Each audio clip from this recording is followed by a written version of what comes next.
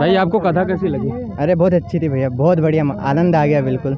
एक ही चौपाई के उन्होंने इतना अच्छे से उन्होंने बताया कि सब सुख है तुम्हारी सन्ना तुम ऋषभ काहू को डरना, मतलब मज़ा आ गया। मतलब जिस तरह से उन्होंने राम कथा कही और हिंदू राष्ट्र का विश्वास भैया का बहुत बहुत धन्यवाद जो हम लोगों को पूर्ण तरह से दर्शन कराए बागेश्वर वाले महाराज के। बहुत अच्छा लगा आज।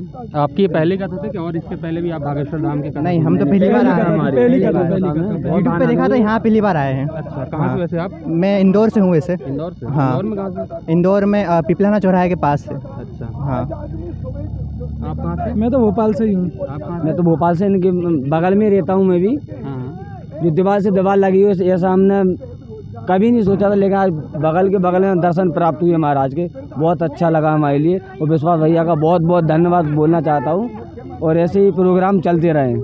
हमारे गुरुदेव बोलते हैं हिंदू राष्ट्र बनने को, उसके बारे में आप कुछ बोलना चाहेंगे? हिंदू राष्ट्र तो बनेगा, वो तो गुरुजी के सानिध्य में बनेगा और गुरुजी ही बनाएंगे।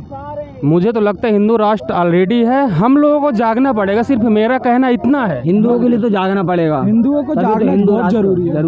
हिंदू राष्ट्र बन चुका है, अनाधिकारिक रूप से बन चुका है, आधिकारिक रूप से घोषणा होना जब तक मोदी ये होगी और महाराज की कृपा है हिंदू राष्ट्र बनेगा।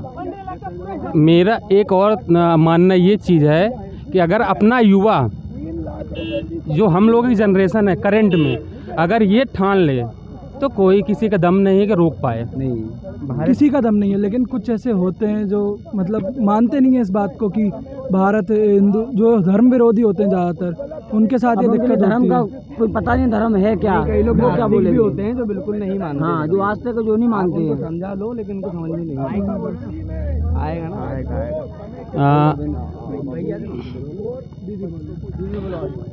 पहले तो मैं कथा के बारे में क्या बोलो बेटा, कुछ बोला था? तेज बोलो।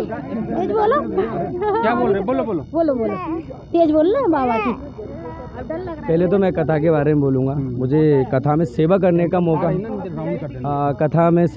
मौका मिला और गुरुजी के बहुत दर्शन हुए और जनता जो व्यवस्था थी उनकी पूरी व्यवस्था संभाली। और सबसे पहले भैया का धन्यवाद दूंगा, उन्होंने इतना बड़ा कार्यक्रम कराया और इतनी सी समस्या नहीं आई किसी को। जो भी थोड़ी भी समस्या आई तो उनको तुरंत निवारण हुआ समस्या का, इसलिए भैया का धन्यवाद और बाकी धन्यवाद। और एक बार पुलिस प्रशासन का भी बहुत बहुत धन्यवाद बोलना चाहता हूँ, क्योंकि उन्होंने बहुत अच्छी व्यवस्था बना के रखी है और बहुत सारे कर्मचारी जो व्यवस्था स्थायी रूप से चल रही थी। एक महिला मुझे जो मीडिया का वो बना हुआ है, उनको हवा नहीं आ रही थी। जनरली मैंने पूछा, बार बार इंटरप्ट कर रही थी, है ना। हम बोले क्या दिक्कत है माता जी, आप बता दीजिए क्या समस्या। बोले मुझे हवा चाहिए कूलर की। हम बोले तो आपको तो फिर घर में रहना चाहिए, इसमें तो आने की ज़रूरत ही नहीं है। अगर आपको इतनी प्रॉब्लम हो रही थोड़ा सी हवा में, आप तो एक तो फर्स्ट VIP रो पे हो, बैठो ऑलरेडी, है ना, आपको हवा भी आ रहा है, वो नीचे आप पंखा के नीचे भी हो, इसके बाद भी आपको प्रॉब्लम है। आप उनके लिए कुछ संदेश देना चाहेंगे, ऐसे जो लोग आते हैं इस भाव से? ऐसे लोग बस एक टाइम पास के तौर पे आते हैं मेनली, वरना जो आते हैं जो पूर्ण श्रद्धा से आते हैं, उनको चाहे हवा आए या फिर बारिश हो जाए या फिर कोई भी तूफान आंधी कुछ भी आ जाए, उनको इससे मतलब नहीं रहता। वो सिर्फ बागेश्वर धाम जी के आशीर्वाद, श्री धीरेन्द्र कृष्ण शास्त्री पंडित जी का आशीर्वाद लेने के लिए आते हैं बस। गुरुजी ने भी कहा कि जैसे कि हमें बस रस की अनुभूति होनी चाहिए, जिसके अंदर भक्ति रस आ गया फिर वो भौतिक सुखों को त्याग देता है। मैं भी यहाँ पे 4 घंटे खड़ा रहा, मुझे इतना आनंद आया कि मतलब पैर अक्सर दुखने लग 4 घंटे खड़े रहे, तो मैं भी खड़ा, मुझे कोई दिक्कत नहीं हो रही। वो अंदर से आना चाहिए आनंद कि हाँ हमारे अंदर भक्ति है, और जहाँ पे हनुमान जी वहाँ तो मंगल होना है, वहाँ तो कोई दिक्कत ही नहीं। हमारे मंगलवार का व्रत रहता है ना, कुछ भी खाते पीते नहीं है, ठीक है। इसके बाद भी हमने शोभा यात्रा थे, पूरा दिन भर से हमने कवर किया, हमको कोई प्रॉब्लम नहीं हुई, हमको ऐसा थकान नहीं लगा कि ऐसा थकान। आप लोग को भी ऐसा कुछ फील होता है क्या?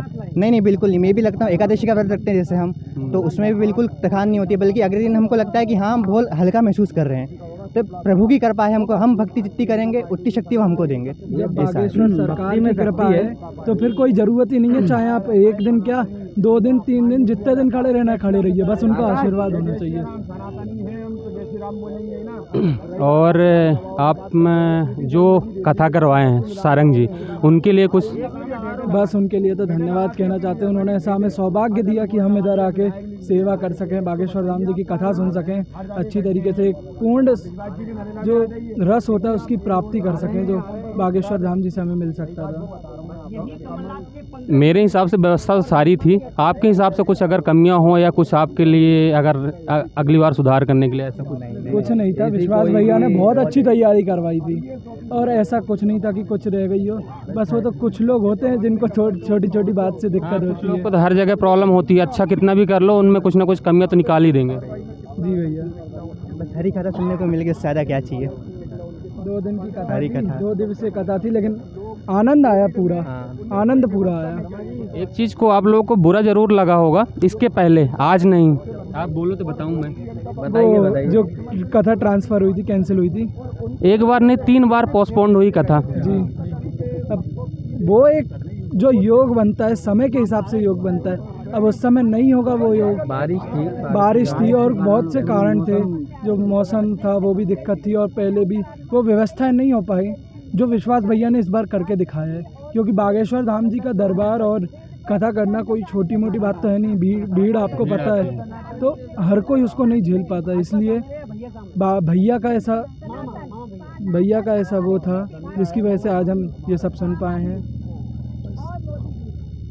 आप और कुछ लास्ट में बोलना चाहेंगे? बिल्कुल बिल्कुल। कथा तो जैसे कि हम तो ये कहते हैं कि हरि के बिना राम के बिना कुछ नहीं होता, तो कथा भी उनकी मर्जी से, उनको जब करवाना होगा तभी करवाएंगे वो तो। और सारंग जी ने बिल्कुल बहुत अच्छा काम किया, सारी व्यवस्था थी बिल्कुल। बाकी कुछ लोग होते हैं जो कंफर्ट जोन से अपने बाहर नहीं आना चाहते, वो ठीक है, उनका है एक अपना। पर हाँ, कथा बहुत अच्छी थी। और जो धीरेन्द्र कृष्ण शास्त्री जो महाराज उन्होंने जो बोला, बिल्कुल हम हनुमान चालीसा को अपने जीवन में उतारें, ये बहुत ज़रूरी है। ना सिर्फ पढ़ें रटें बल्कि जीवन में उतारना बहुत ज़रूरी है। आज जब मैं ड्यूटी कर रहा था, मैंने बहुत लोगों को देखा कि जो पैरों से नहीं चल पा रहे हैं, जो मतलब थोड़े डिसेबल्ड हैं, वो तक लोग सुनने आ रहे थे। तो जो लोग घर पे बैठ के सुन रहे हैं, उनको पता नहीं क्या दिक्कत होती है। फिर बोलते हैं हम तो उनको भक्त हैं, हम तो ये करते हैं। बस दो पल का फासला था, आके इधर कथा सुन लेते। नहीं आती है जितनी बागेश्वर वाली महाराज की पब्लिक। आप कुछ बोलना चाहेंगे? नहीं, हम कुछ नहीं बोलना, बस श्री राम बोलना चाहें। चलिए ठीक जय है। श्री राम, जय बागेश्वर।